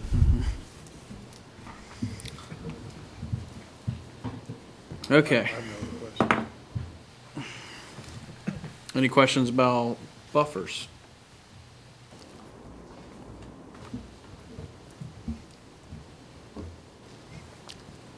I'm still trying to figure, okay. Is there, you said the request has already been So- approved. Well, The text amendment was approved after. Got it. Yeah. Okay, that makes more better sense. After the preliminary plat was approved for this development. And Got they it. proceeded on through the process with the 15 caliper inches of canopy trees instead of coming back for the modification earlier on. Oh, and by the way, the mail area was not a board approval. There was, actually, this project was approved during the time that the Postal Service was just going through that transitional period between individual mailboxes and requiring the CBU, so there was actually no review at the preliminary plat stage. That is true. There are some developments that are out there that received initial approval long before the Postal Service enacted this new requirement. And we even have some subdivisions where part of the subdivision has individual mailboxes in front of the homes, and some of the lots in another phase have a CBU. What a country. Saw an Amazon truck Prime the other day. Okay. So as far as the use permit, we're only asking for I the don't one have any additional further condition. questions. I'm sorry. I don't have any questions, but I would like to disclose, as far as the tree plantings and the buffer, I guess it's all one vote with the mailbox. My company actually placed a bid, my landscaping company, on installing the buffer, so I would like to exclude myself from the vote because I would have a financial gain if I received the Receive the bid award. Okay. which So we need a motion from him to. A motion should be made and seconded to excuse Commissioner McCord from considering this case. So moved. Okay, that's understood. You have a current bid standing that could get accepted. placed a bid, yes. I Okay. placed a bid to install the So we have a Buffer. motion to allow Commissioner McCord to recuse himself. Do we have a second? I'll second it. We have a second. All in favor? Aye. Any opposed? Hearing none, it's unanimous. See you later. Get out of here. Yeah. We'll come get you in an hour or so when this is over with. See you guys tomorrow. All right, anything further for the applicant? All right, hearing none, thank you, sir. Ms. Bissell, we appreciate it. Anything you want to add? You're not done?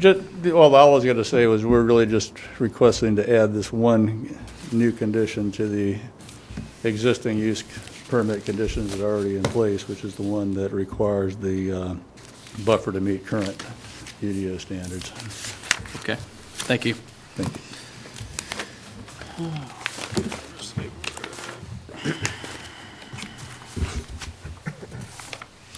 All right, this time I'll open public comment for this agenda item. I do not have anyone signed up for this. Would anyone like to speak to this agenda item this evening? Seeing no one, I'll close the public comment. Any further discussion from the board? So how did we not set a minimum caliper? I mean, because as either Commissioner White, I think as Commissioner White mentioned, you could literally plant a sapling. You could. Yes, now.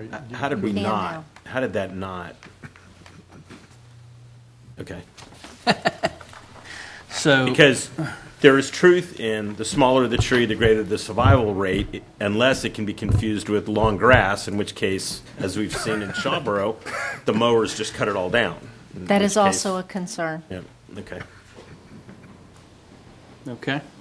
Well, perhaps someone would like that to make a condition of a permit if they would like to make a motion for this. So I'll open the floor for a motion if anyone would like to put forth one.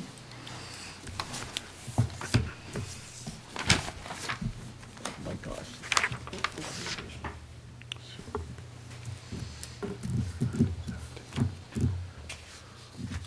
We're getting there.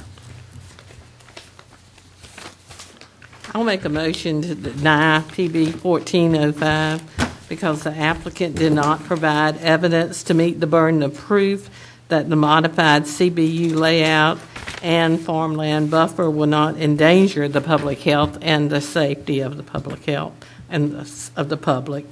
And the applicant did, number two, that the applicant did not provide evidence to meet the burden of proof that the modified PBU layout and or farmland buffer will not injure the value of the adjoining or abutting property. Thank you. Do we have a second? I'll second it. Okay, we have a second. Any further discussion from the board? All in favor? Aye. Are there any opposed? Hearing none, the motion carries unanimously. And with that, I will take a 10-minute recess. Thank you. Chairman, I do think we do need a text amendment to address what Commissioner Beaumont said and put caliper size back in that. I think the staff picked up on that. Yep. Thank you. Take a brief recess.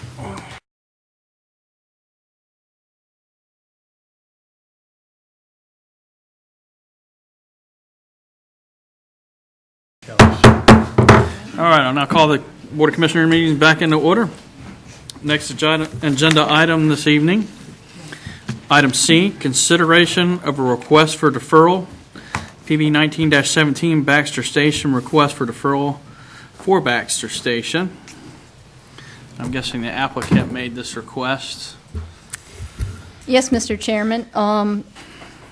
On October 12th, we received a notification from Mark Bissell, the Bissell Group, on behalf of Allied Properties LLC, that they request their application for Baxter Station, which is a PDR rezoning request, that application be deferred until April of 2020. Because it is their understanding that the Currituck County Board of Education is still working on a plan to resolve the Moyock Elementary School capacity issue, and they believe that it would be premature for this rezoning request to be heard in advance of that plan. Because this public hearing had already been advertised, and that legal advertisement ran on September 15th for the land use plan amendment, and it ran on October 11th for the rezoning. It is up to the Board of Commissioners to vote on this deferral for good cause. Once it's advertised, staff cannot make the deferral. It is up to the Board of Commissioners to approve the deferral for a good cause. And it can be a deferral up to 6 months, and there's one ask. They have one ask for a deferral. Okay. Well, probably. Is there any comments, questions? I feel like I had something. Yeah. From staff. I guess my question would be probably directed to the county attorney, and maybe more of a statement. I don't think we as a board have heard anything from the Board of Education that leads us to believe that they're in any way, shape, or form going to change, to redraw any maps or anything that would material affect where kids are going to school. Has any of the commissioners heard anything from them at all? Okay. Well, and Mr. Chairman, as I understand, they've identified the acquisition of some temporary classroom facilities for next school year. I would be extremely surprised if any numbers were changed prior to the start of next, or prior to the approach to next school year. Yeah, the conversation with them has not been. No, I think they're actually getting ready to go out for bid for those things any moment now, so Right. yeah. Not to change capacity numbers based on portable units, right? That's correct. That's just alleviating some of the stress that's currently there. Well, it may, Mr. Chairman, but I think it would be presumptuous on our part to determine what, if any, effect that's going to have on their numbers. So, especially by April of next year. Yeah, that's true. Yeah. Nothing's going to happen before. I mean, nothing's going to change before April. Right. And so this part is for the county attorney then. So if they come forward 6 months from now, let's say we give them the deferment for 6 months, they have to basically bring the same project forward at that time, do they not? Or withdraw this project and bring a completely different animal together? That's correct. The ordinance speaks to when an application may be revised and how that might occur.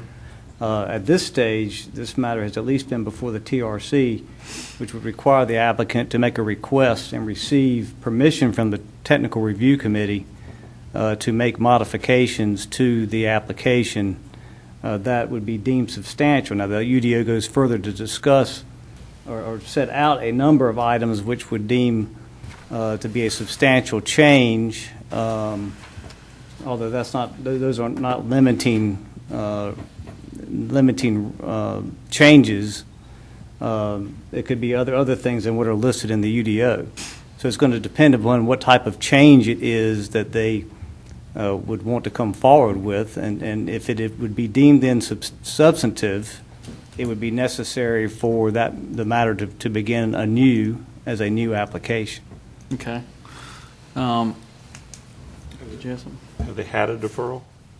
They have. Yeah. They asked to get to this point, and then I'll invite the applicant up in just a second, or their representative.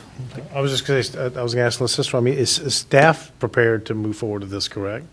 Yes. If we hear it tonight. If we hear it everybody's here, tonight. if we do it tonight, okay. Everything's Yes, right. everybody's Okay. here. Okay. All right. All right. Well, at this time, then I'll ask the applicant up or their representative to tell us a little bit more, or something maybe we don't know. Good evening again, Mr. Chairman, members of the Commission. I'm Jamie Schwedler with Parker Poe, 301 Fayetteville Street. We requested the deferral based on just some additional time to digest the numbers. Those numbers were approved by the Board of Education in September, but we recognize that the school capacity numbers have been something that both this board and the Board of Education have been wrestling with. There are tools available, including the mobile units and potential adjustment of lines. I understand that those decisions were not made in August or September for this school year, but the fact remains that those are tools that are available and could potentially change what we decide to do with the property. We also think the deferral for 6 months will allow us to adjust to developments that occur with potentially finding the new school and changing market conditions. There's a potential that we would embark on the substantial change when we would seek the permission of the TRC, and we just believe that with the amount of lots that we're looking at here, the correct thing is to do, as Mr. Sykeleather mentioned recently, is to be patient and give the county a little bit more time. And so that was the genesis of the request, is to ask for 6 months deferral and let us decide how and whether to proceed with the project. And simply, it takes the decision off the table for 6 months and lets things percolate a bit and see if there's any movement with capacity or adjustment that helps to lend more support from the staff and the board. Okay. Thank you. Any questions for Ms. Schwader? Mr. Chairman, let me just add that If you would, Mr. Bissell, just name and... Mark Bissell, Thank you. 3512 North Currituck Highway, Kitty Hawk. Thank you. That the planning board met to deliberate on this project the night after the infamous Board of Education meeting where the school numbers came to light. And up until that very night, the planning staff had recommended approval because this had met the test for issuance of an approval. And but then everybody was kind of surprised by the numbers, and there was no plan in place, and therefore the planning board recommended denial because of the adequate public facilities not being addressed at that point. Everybody was kind of flat-footed, so we just thought that it was premature to move this forward. Everybody's been kind of scrambling the last few weeks just trying to get a handle on this, and we think that 6 months is a more appropriate time frame in order to really allow solutions to be developed by the Board of Education. So this project is proposing to add 32 elementary students to Mayock Elementary. And given what we've seen from the school board and their capacity numbers, Which are going down. Which are going down, exactly, right. I'm finding it hard to believe that we could get to movement on a number of that size, 32 kids. Well, we have, redistricting available. There's mobile units. And kids aren't going to be coming online. Well, kids are coming online every day. As a result of this project, right? In the next 2 years. Mr. Chairman, let me clarify. Mr. Bissell said staff was supporting this project, or that we were recommending approval. He has this one confused with Windswept Pines. If you look in your staff report, the Technical Review Committee recommended denial of this rezoning in the PDR district. Because we were worried about compatibility issues, connectivity issues. A number of issues. Right. So he's confusing Baxter Station with Windswept Pines. Okay, so... Point taken, but I think there's other issues were adequately addressed other than the... What? I don't remember. Surprise on the... When did we do a deferral? Facilities. I mean... It was just 2 weeks ago. 2 weeks ago, I think. 2 meetings Two meetings. ago. Mr. Chairman, let me, just to clarify, the deferral was for Windswept Pines, which is, Okay. so this one has not had a It has not deferral. been. You're only Okay, allowed okay. to have All one right. deferral. We've So not been before this board. You guys got way with too this much on the request. books tonight. Just saying. Yeah, so this is our first appearance before All right. this board with this project. Can I Thank ask you. the county attorney a question?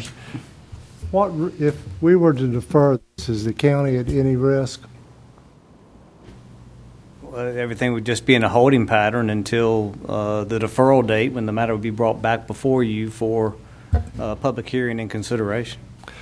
Mr. Chairman, I'm going to move to defer this until April, since there's no risk at the county, and they're assuming that whatever happens in April will happen.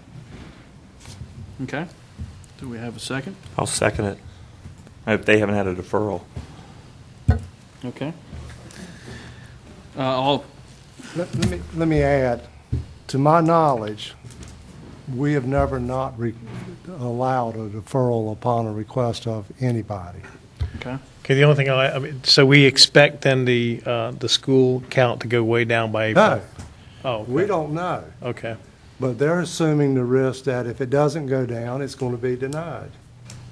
And is there, is there any inclination out there from the school systems as it stands right now that anything's going to change? No. No, the project has numerous No, other... but Commissioner Etheridge brings up a good point. And since I've been a commissioner as well, we've never denied the first deferral. So, and again, it's no harm, no foul on the county. And, I would expect nothing to change in the school system, but it could. We can wait 6 months. Yep. Okay. Okay. All right. All those in favor? Mr. Chairman, may Yes. I ask for a date certain in April? You have 2 meetings in April, April 6th or April 20th? April 20th, I believe, is the date. The requested April 20th would be Okay. fine. Okay. Thank you. All those in favor? Aye. Any opposed? One nay. Thank you. All right. So does that just X off the next agenda item? I think. Okay. You and me were the same thing, right? Yes. All right, moving on to old business. The often confused PB 19-15 Windswept Pines. A request to conditional zone 66.8 acres from conditional mixed residential district to conditional mixed residential district to add 14 residential lot streets and modified phases in Windswept Pines development located on the north side of Baxter Road in Moyock, tax map 9H, parcels 42 to 58 and 1 through 12, and OSA-OSC, and tax map 9, parcels 6A and 11A, Moyock Township. With that, do we get to talk to you on this? You get to All talk to right. me, Mr. Chairman. Thank you. This is old business. This is a deferral. We are now hearing from Windswept Pines. The public hearing was opened and it was closed. And this is just a very brief overview of what's going on with it before you take action. Originally, this Windswept Pines is located on the north side of Baxter Lane. And originally in 2015, a conditional mixed residential was approved for the Windswept Pines development, and it created 59 lots. This was the original approval in 2015.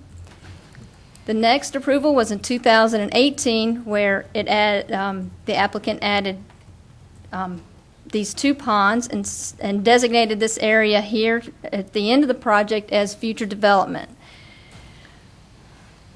With the conditional mixed residential, with the conditional zoning, you do have a site plan that is attached to this, to the rezoning. So now they're asking to include 14 more lots at the end of this. So you're not changing the zoning necessarily, but you are changing the plan, the site plan that is associated with that conditional rezoning. So the applicant is asking for 14 more lots at the end of the subdivision in Windswept Pines.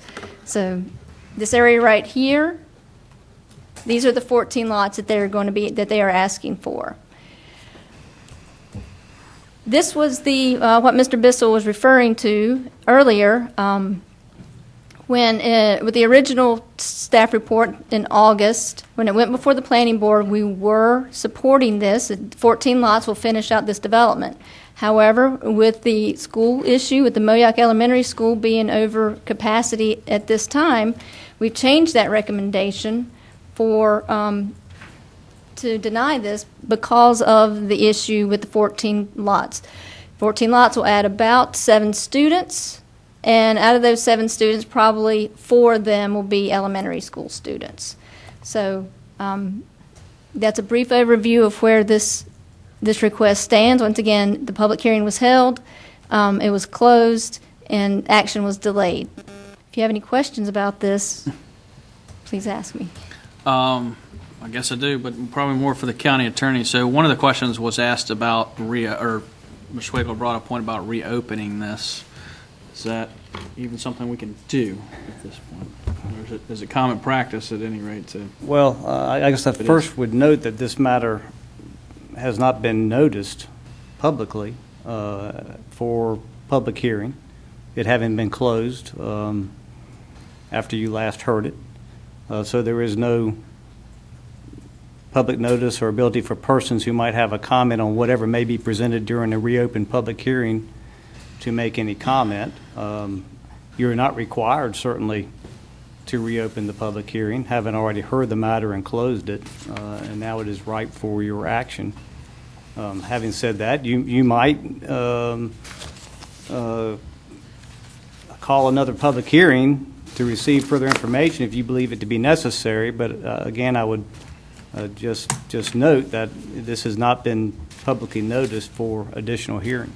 So if we call it another public hearing, then we would want to defer this matter further to allow for advertising. I would think That seemed certainly like it'd be good practice. out of interest of transparency to the general public that you would want to seriously consider that. Okay. Again, if you were inclined to take additional comment. Okay. Otherwise, we can act on it. Otherwise, we can act on it tonight, right. So I guess, would it be inappropriate to poll the board just to see if they want to open that, or would, on my part? I certainly think there is a problem for you to get a sense of the board, whether there is a willingness or desire to have another public hearing. Okay. I mean, the applicants, I guess, his attorney, she stated her address 3 times or 2 times every time she's come on. She's driven all the way from Raleigh. I mean, if we... Well, she made her point, and we got an email from them. We understand where their point is. Question is, does the board feel like this is something worth opening again and hearing again? I think if you're going to open it back up, you've got people who might not be here who might have wanted to speak on it. So the question is, do you want to defer this and reopen it and then advertise it for the board? I would say no. I mean, if they wanted to change what we got emails on today, which the public's not privy to that information, if they want Right. to change that, I mean, like I said, I'm just trying to be... How about you, Commissioner Jarvis? I don't think we need to. Proceed. Okay. All right. Commissioner Etheridge, didn't hear from you. You're the silent.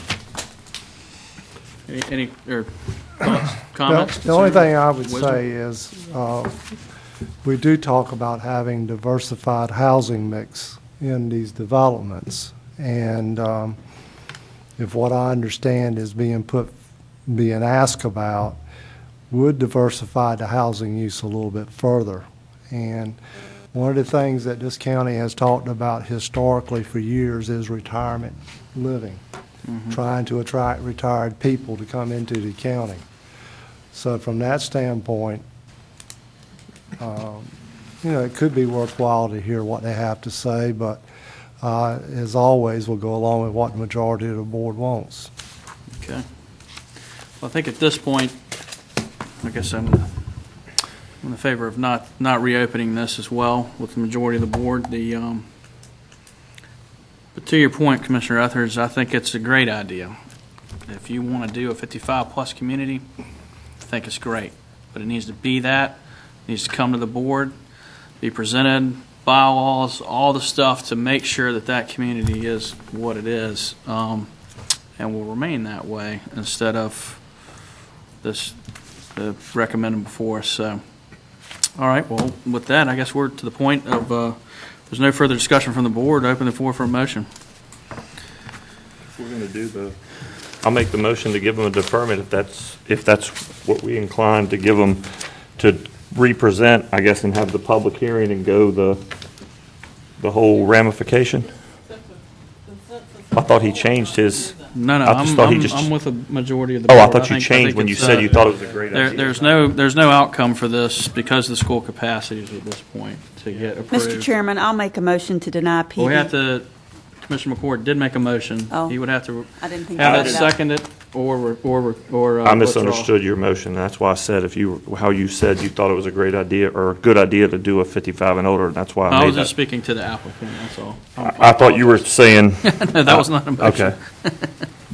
So you're withdrawing your motion? Yeah. Okay. Thank you. Mr. Chairman, I make a motion to deny PB 19-15 because the request is not consistent with the land use plan because the request is located in the Moyock Elementary School District. The Moyock Elementary School average daily membership, ADM, for August 2019 exceeds the actual school's capacity adopted by the Currituck County Board of Education. The request increases the number of projected students in the Moyock Elementary School District by 3 students based on the student generation rate study prepared by Tischler and Associates Incorporated. The request will exceed the county's ability to provide adequate public facilities and is inconsistent with the 2006 Land Use Policy PP2. And the request is not reasonable and not in the public interest because the proposed development cannot be adequately served by public facilities, and in this case schools, and is not in harmony with the purposes and intent of the UDO, including but not limited to the purpose and intent of the subdivision standards, section 6.1.1. Thank you. Do we have a second? I have a second. Any further discussion from the board? All in favor? Aye. Any opposed? Nay. 1 nay. Thank you. Moving on to new business, consideration of a hangar lease credits for Currituck County Airport tenants. Mr. Chairman, the airport manager, William Nelson, All right. is going to make this presentation. If you will indulge me for just 1 second with this. Okay. Before he gets into this piece of business, if he could take just 2 minutes to give you guys a quick update on some of the successes at the airport, I think that'd be great. Absolutely. All Good right. news is always welcome. Yes, sir. So just some updates at the airport. Our traffic, this is not actually an update, but our traffic is decreasing because the summer months, it's come to an end. People are not traveling as much, but we did have a pretty successful summer and had a record-breaking numbers for August. We sold 15,000 gallons of jet fuel in the month of August. Typically, our fuel sales range between 2,000 and 3,000 gallons of jet fuel as our average per month. Is that your fault? I don't know. You should own that one. I know. Yeah, that's me.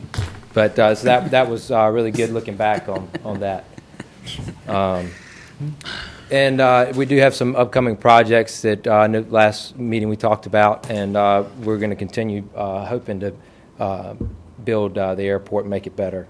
And I'll kind of jump in from there to our hangar issue. This is one of our improvements now that during Hurricane Dorian we did get quite a bit of damage, and I put that in a memo to you guys, added a picture just to see what that damage caused. It was quite interesting. That door was not touched when we arrived. That was how the wind swung it around and opened it up. So with that being said, the door did block 2 other hangars when that happened. Those planes have been stuck in those hangars for 45 days as of today. We did immediately work on getting quotes from people who are interested in doing that metal work on the hangars. It's quite hard with the economy the way it is. It wasn't an interest to many people. But we did get someone out, and they started work on Saturday. And as of Saturday, they put the door back on the track. It is accessible now. The project is not quite complete. We're hoping by the end of the week that they will have completed the project and it'll be back in full swing. With that being said, it has been 45 days and this aircraft have been stuck in their hangars. These are active flyers, and the tenants have kind of showed been a little upset, which is understandable for that amount of time. So I'd like to ask for consideration to waive 2 months' rent due to the length of time it's taken to repair the hangars. Okay. I guess. Mr. Beaumont, this seems to be your area of expertise. So moved, Mr. Chairman. Second. How about a ladies first on that one? All in favor? Aye. Aye. Any opposed? Hearing none, it carries unanimously. That was easy. Thank you. Thank you. Next agenda item this evening is board appointments, Corova Beach Road Service District Advisory. Getting tongue-tied this evening. I'd like to move to add Chuck Badal to the Corova Road Service District. Second. Thank you. Any discussion? All in favor? Aye. Any opposed? Next agenda item is consent agenda. Move for approval. Second. Thank you. All in favor? Aye. Any opposed? All right. Can I have a motion for adjournment, please? So moved. Ladies first. Ladies So first. moved. Second. Oh, sorry. Oh, sorry. I apologize. No, I was expecting an opportunity to speak, but you guys kind of shut down the Windswept Pines and Baxter Lane development. So Windswept Pines, we'd already heard, and we'd had public comment for that, and we just kind of rehashed that, so just kind of a review for the board before we took action on it. Okay. And Baxter Lane is not being heard tonight. That got deferred for 6 months. Okay. So that's why you weren't actually called up this evening. There was no actual. Well, I didn't sign up. I just was expecting. I'm sorry. Yeah. I was expecting a bit of public time after that was considered, but I guess it moved to vote rather quickly. Yeah, well, Windswept Pines, that was already discussed, and we had that open for a couple months ago, actually. Well, so I was at that meeting. Uh-huh. And my name is Nathan Morales. I live Remember being on there? Baxter Lane, house number 173, with my wife and daughter. I'd like to bring to y'all's attention as you consider this moving forward. Well, I kind of got to stop you here because it's not appropriate. We don't have a public comment session. Okay. So in the future, you have a couple options available to you. As a matter of fact, at the next meeting, Okay. if you'd like to come up, you can sign up for public comment. You can talk about any That's subject the you want first to. part that you That's guys the very did. first part of the Yes. meeting. And then as we have agenda items come up, you can sign up for those agenda items. So Baxter Lane, I did not have you signed up to speak to that. I didn't realize that was a process. Right. I So, apologize. yeah, so any item that comes up that's available for public comment, we'll leave the sign-up sheets right up on the front up there, and you can sign in for those. And then, like I said, next meeting, if you'd like to just come down and talk to us at public comment, we'll give you 3 minutes to come in, say whatever's on your mind. I Doesn't matter appreciate what it that. is. Yeah, haven't missed any opportunities. Yeah, you haven't missed anything at this point in time. And Yeah. it's the beginning of the meeting, too. Yep. Okay. All right. Thank you. Thank you much. Where were we? We had a motion. We need a second. Selena made the I made the motion. You made the motion. So Need a moved. second. You got a second. All in favor? Aye. All right. At this time, I'll open a special meeting of the TDA, and we have budget amendments for that. And Yes, sir, not Mr. even- Chairman. This is a budget amendment to basically provide funding for the event assistance marketing and event grant programs you heard the presentation on at the last meeting. Okay. Well, I'll move to approve. Any discussion? All in favor? Aye. Thank you. Any opposed? Carries unanimously. And can I have a motion to adjourn? So moved. Man, you guys are on it tonight. All in favor? Aye. Special meeting of the Ocean Sands Water. I'll open the special meeting of the Ocean Sands Water and Sewer District, and we have some budget amendments with that. Thank you, Mr. Chairman. The budget amendment for you tonight is to move money to be able, from capital outlay to contracted services, so that we can do the required 10% of the cleaning of the lines that's under our state permit. And then we budgeted for it in capital outlay, but we're going to do it under contracted services. It's just a simple accounting. It helps us get our award in financial excellence. Kind of. Nice. Nice. Yes, sir. All right. Thank you. I'll second. Second. All in favor? Aye. And who would like to adjourn us? Oh, wait a minute. I was going to just ask one question. Fire away. What type of screening are we going to put in front of the plant? The one at Ocean Sands.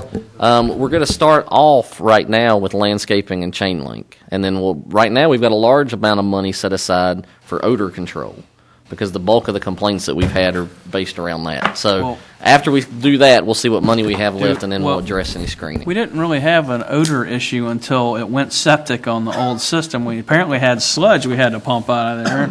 Yeah, That was an exciting process. Yes, sir. Yeah, it's and I know that a couple of you all spend quite a bit of time over there. Yes. I'd love to hear any feedback since we've torn the old plant down, if it's gotten any better. Just normal. It's normal. Normal. Yeah. Okay. Yeah, but whichever way the wind blows, you go, Okay. well.